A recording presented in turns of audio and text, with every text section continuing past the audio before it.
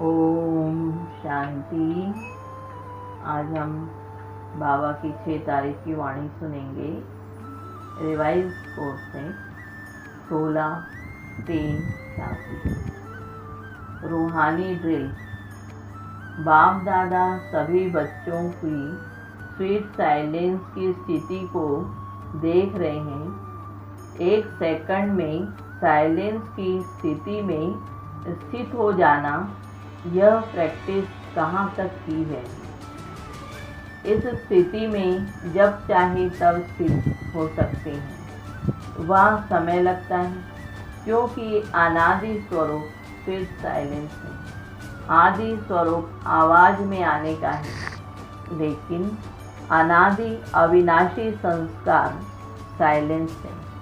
तो अपने अनादि संस्कार, अनादि स्वरूप को, अनादि स्वभाव को जानते हुए जब चाहो तब उस स्वरूप में स्थित हो सकते हो।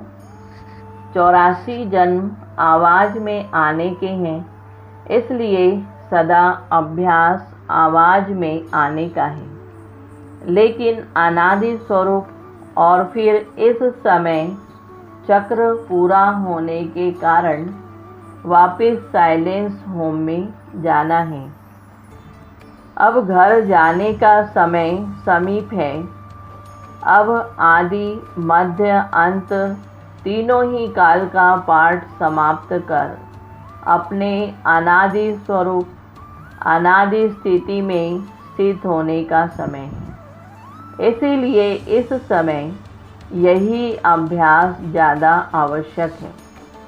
अपने आप को चेक करो कि कर्मेंद्रिय गीत बने हैं, आवाज़ में नहीं आने चाहिए, तो यह मुख का आवाज़ अपनी तरफ खींचता तो नहीं है। इसी को ही रूहानी ड्रिल कहा जाता है। जैसे वर्तमान समय के प्रमाण शरीर के लिए सर्व बीमारियों का इलाज एक्सरसाइज सिखाते हैं, तो इस समय आत्मा को शक्तिशाली बनाने के लिए यह रूहानी एक्सरसाइज का अभ्यास चाहिए। चारों ओर कैसा भी वातावरण हो, हलचल हो, लेकिन आवाज़ में रहते आवाज़ से परे स्थिति का अभ्यास अभी बहुत काल का चाहिए।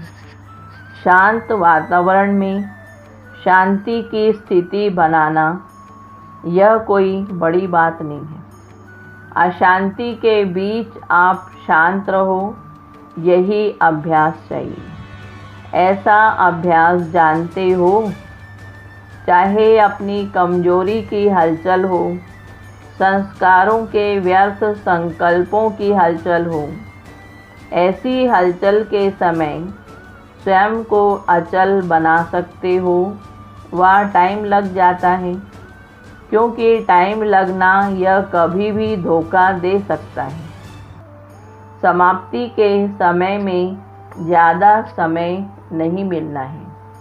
फाइनल रिजल्ट का पेपर कुछ सेकंड और मिनटों का ही होना है, लेकिन चारों ओर की हलचल के वातावरण में अचल रहने पर ही नंबर मिलता है।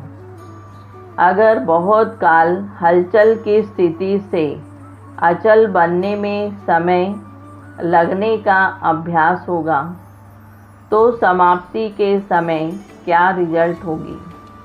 इसलिए यह रूहानी एक्सरसाइज का अभ्यास करो। मन को जहाँ और जितना समय स्थित करने चाहें, उतना समय वहाँ स्थित कर सको। फाइनल पेपर है बहुत सहज, और पहले से ही बता देते हैं कि यह पेपर आना है, लेकिन नंबर बहुत थोड़े समय में मिलना है। स्टेज भी पावरफुल हो। देह के संबंध, देह संस्कार, व्यक्ति या वैभव, वाइब्रेशन, वायुमंडल सब होते हुए भी आकर्षित न करें। इसी को ही कहते हैं नष्टो मोहा समर्थ स्वरूप। तो ऐसी प्रैक्टिस है, लोग चिल्लाते रहें और आप अचल रहो। प्रकृति भी माया भी सब लास्ट दांव लगाने लिए अपने तरफ कितना भी खींचे, लेकिन आप न्यारे और बाप के प्यारे बनने की स्थिति में लौलीन रहो। इसको कहा जाता, देखते हुए ना देखो, सुनते हुए ना सुनो, ऐसा अभ्यास हो। इसी को ही स्वीट साइलेंस स्वरूप की स्थिति कहा जाता है। फिर भी बाप दादा समय दे रहा है। अगर कोई भी कमी है तो अब भी भर सकते हो, क्योंकि बहुत काल का हिसाब सुनाया, तो अभी थोड़ा चांस है। इसीलिए इस प्रैक्टिस की तरफ फुल अटेंशन रखो। पास विद ऑनर बनना या पास होना, यह आधार इसी अभ्यास पर है। ऐसा अभ्यास है, समय की घंटी बजे तो तैयार होंगे, या अभी सोचते हो तैयार होना है। इसी अभ्यास के कारण अष्ट रत्नों की माला विशेष छोटी बनी है। बहुत थोड़े टाइम की है। जैसे आप लोग कहते हो ना, सेकंड में मुक्ति व जीवन मुक्ति का वर्षा लेना सभी का अधिकार है। तो समाप्ति के समय भी नंबर मिलना थोड़े समय की बात है, लेकिन जरा भी हलचल ना हो, बस बिंदी कहाँ और बिंदी में टिक जाए, बिंदी हिले नहीं। ऐसे नहीं कि उस समय अभ्यास करना शुरू करो, मैं आत्मा हूँ, मैं आत्मा हूँ, यह नहीं चलेगा। क्योंकि सुनाया वार भी चारों ओर का होगा, लास्ट ट्रायल सब करेंगे। प्रकृति में भी जितनी शक्ति होगी, माया में भी जितनी शक्ति होगी, ट्रायल करेगी। उनकी भी लास्ट ट्रायल और आपकी लास्ट कर्मातीत कर्म बंधन मुक्त स्थिति होगी। दोनों तरफ की बहुत पावरफुल सीन होगी, वह भी फुल फोर्स, यह भी फुल फोर्स। लेकिन सेकंड की विजय विजय के नगाड़े बजाएगी। समझा लास्ट पेपर क्या है? सब शुभ संकल्प तो यही रखते भी हैं और रखना भी है कि नंबर 1 आना ही है। तो जब चारों ओर की बातों में विन होंगे तभी 1 आएंगे। अगर एक बात में जरा भी व्यर्थ संकल्प, व्यर्थ समय लग गया तो नंबर पीछे हो जाएगा। इसलिए सब चेक करो, चारों ही तरफ चेक करो। डबल विदेशी सब में तीव्र जाना चाहते हैं ना, इसलिए तीव्र पुरुषार्थ व फुल अटेंशन इस अभ्यास में अभी से देते रहो। समझा? क्वेश्चन को भी जानते हो और टाइम को भी जानते हो, तो अब सब पास होने चाहिए। अगर पहले से क्वेश्चन का पता होता है तो तैयारी कर लेते हैं, फिर पास हो जाते हैं। आप सभी तो पास होने वाले हो ना। अच्छा, यह सीजन बाप दादा ने हर एक से मिलने का खुला भंडारा खोला है। आगे क्या होना है वह फिर बताएंगे। अभी खुले भंडार से जो भी लेने आए हैं वह तो ले ही लेंगे। ड्रामा का दृश्य सदा बदलता ही है, लेकिन इस सीजन में चाहे भारतवासियों को चाहे डबल विदेशियों को, सभी को विशेष वरदान तो मिला ही है। बाप दादा ने जो वायदा किया है वह तो निभाएंगे। इस सीजन का फल खाओ, फल है मिलन वरदान। सभी सीजन का फल खाने आए हो ना। बाप दादा को भी बच्चों को देख खुशी होती है, फिर भी साकारी सृष्टि में तो सब देखना होता है। अभी तो मौज मना लो, फिर सीजन की लास्ट में सुनाएंगे। सेवा के स्थान भले अलग अलग हैं, लेकिन सेवा का लक्ष्य तो एक ही है, उमंग उल्लास एक ही है। इसलिए बाप दादा सभी स्थानों को विशेष महत्व देते हैं। ऐसे नहीं एक स्थान महत्व वाला है और दूसरा कम है, नहीं। जिस भी धरनी पर बच्चे पहुँचे हैं उससे कोई ना कोई विशेष रिजल्ट अवश्य निकलनी है। फिर चाहे कोई की जल्दी दिखाई देती, कोई की समय पर दिखाई देगी, लेकिन विशेषता सब तरफ की है। कितने अच्छे अच्छे रत्न निकले हैं, ऐसे नहीं समझना कि हम तो साधारण हैं, सब विशेष हो। अगर कोई विशेष ना होता तो बाप के पास नहीं पहुंचता।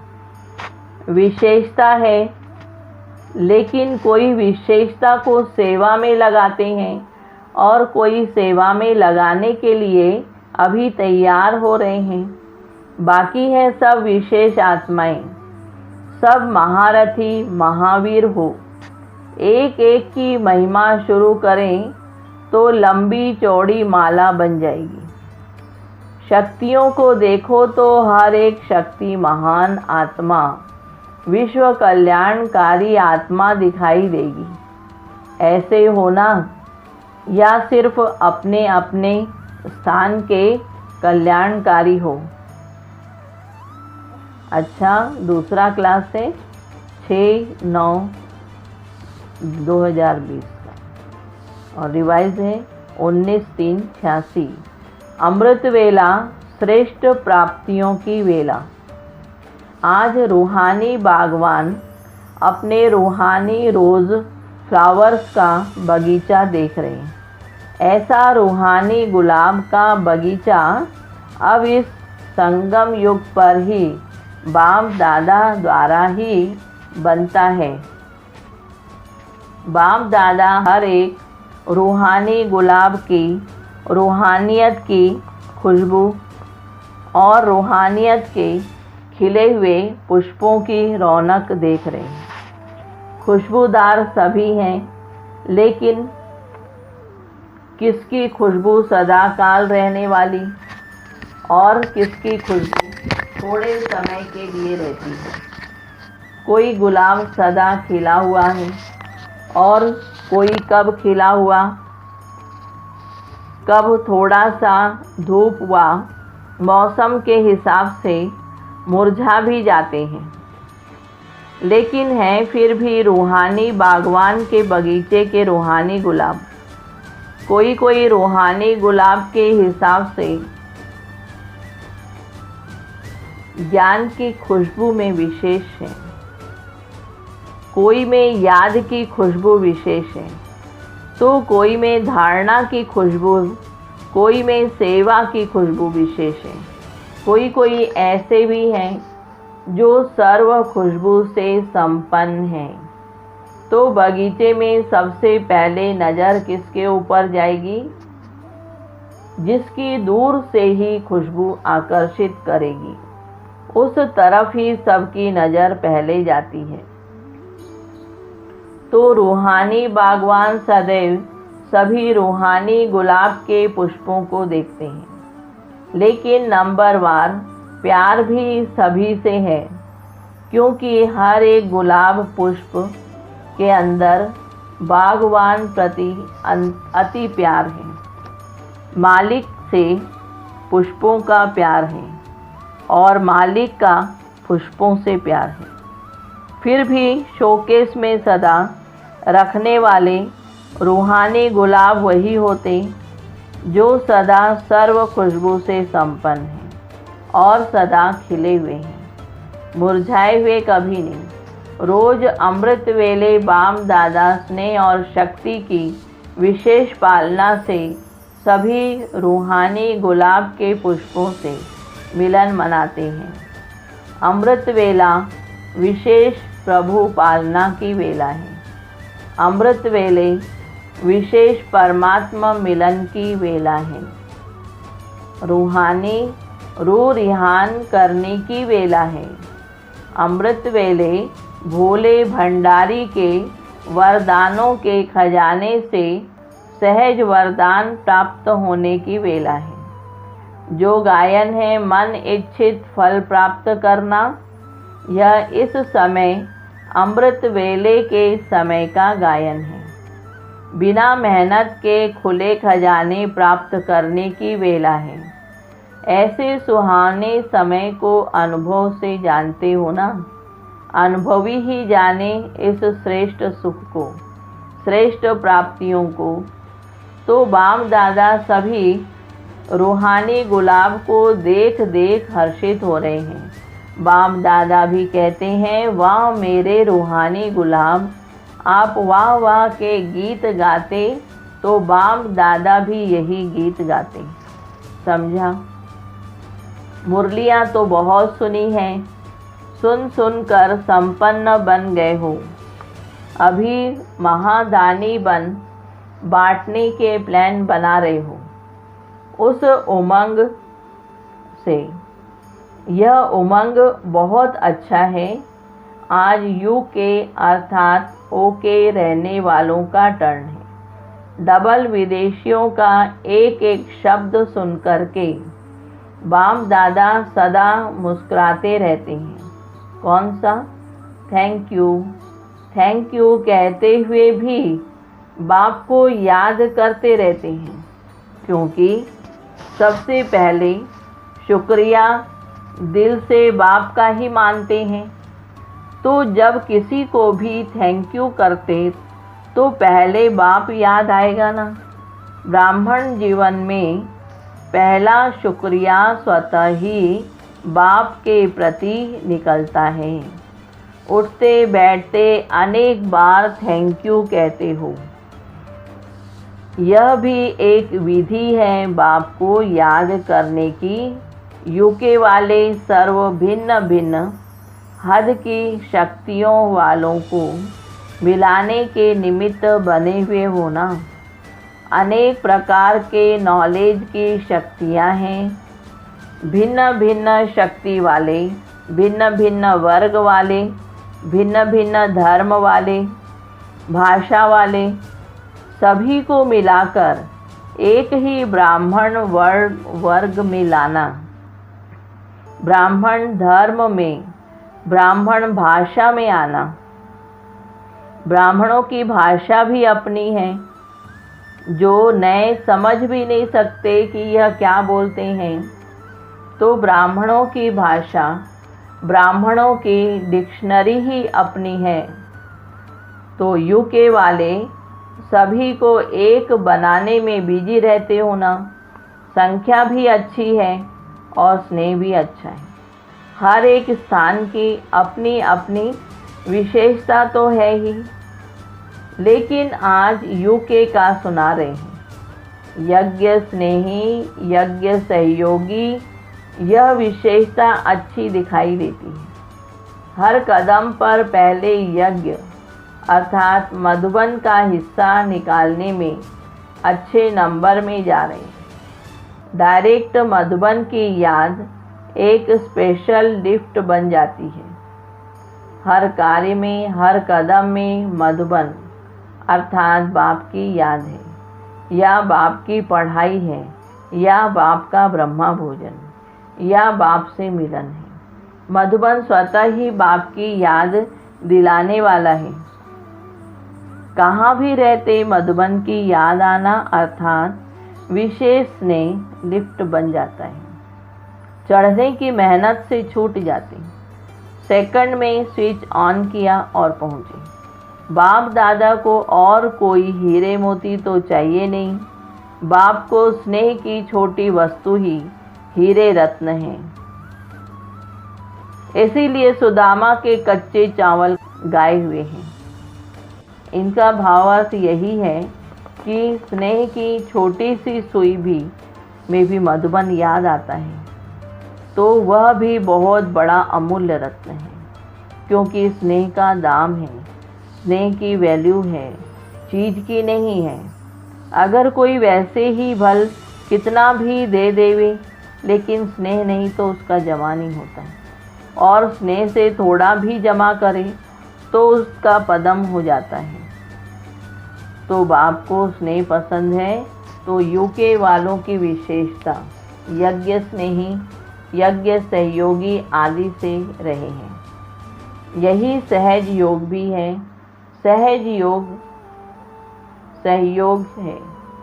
सहयोग का संकल्प आने से भी याद तो बाप की रहेगी ना, तो सहयोगी सहज योगी स्वतः ही बन जाते हैं। योग बाप से होता है, मधुबन अर्थात बाप दादा से, तो सहयोगी बनने वाले भी सहज योग की सब्जेक्ट में अच्छे नंबर ले लेते हैं। दिल का सहयोग बाप को प्रिय है, इसलिए यहाँ यादगार भी दिलवाड़ा मंदिर बनाया। तो दिल वाला बाप को दिल का स्नेह, दिल का सहयोग ही प्रिय है। छोटी दिल वाले छोटा सौदा कर खुश हो जाते और बड़ी दिल वाले बेहद का सौदा करते। फाउंडेशन बड़ी दिल है तो विस्तार भी बड़ा हो रहा है। जैसे कई जगह पर वृक्ष देखे होंगे तो वृक्ष की शाखाएं भी तना बन जाती है। तो यूके के फाउंडेशन से तना निकला, शाखाएं निकली, अब वह शाखाएं भी तना बन गई। उस तना से भी अब शाखाएं निकल रही। जैसे ऑस्ट्रेलिया निकला, अमेरिका, यूरोप, अफ्रीका निकले, सब तना बन गए और हर एक तना की शाखाएं भी अच्छी तरह से वृद्धि को पा रही, क्योंकि फाउंडेशन स्नेह और सहयोग के पानी में से मजबूत है। इसलिए विस्तार भी अच्छा है और फल भी अच्छे हैं। अच्छा वरदान है। देह भान का त्याग कर निक्रोधी बनने वाले निर्माण चित्त भव। जो बच्चे देह भान का त्याग करते हैं उन्हें कभी भी क्रोध नहीं आ सकता, क्योंकि क्रोध आने के दो कारण होते हैं। एक, जब कोई झूठ बात कहता है, और दूसरा जब कोई गलती करता है। यही दो बातें क्रोध को जन्म देती है। ऐसी परिस्थिति में निर्माण चित्त के वरदान द्वारा अपकारी पर भी उपकार करो, गाली देने वाले को भी गले लगाओ, निंदा करने वालों को सच्चा मित्र बनाओ, तब कहेंगे कमाल। जब ऐसा परिवर्तन दिखाओ तब विश्व के आगे प्रसिद्ध होंगे। स्लोगन है, मौज का अनुभव करने के लिए माया की अधीनता को छोड़ स्वतंत्र बनो। आज का स्वमान है, मैं निर्माण चित्त आत्मा हूँ।